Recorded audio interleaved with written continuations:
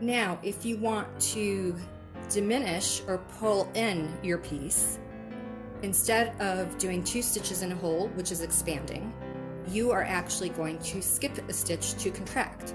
So, for example, if this is 48 stitches all the way around, and say the next row I want there to be 44 stitches, I need to drop 4 stitches in the next row to make that 44 number.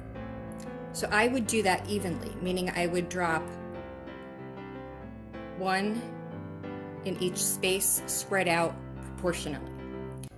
So instead of just flat out skipping a stitch and potentially leaving a hole, I would go in and do a slip stitch, just pull your working yarn straight through, and then continue with what you were doing. And then in the next row, when you come to that dip, you're going to skip over it completely. And I'll show you what I mean in this next segment.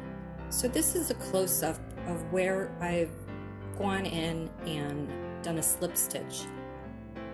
Basically, this is the point where I'm dropping that extra stitch. So my next row, I am gonna go from making a stitch here to skipping this dip to making a stitch in the next hole.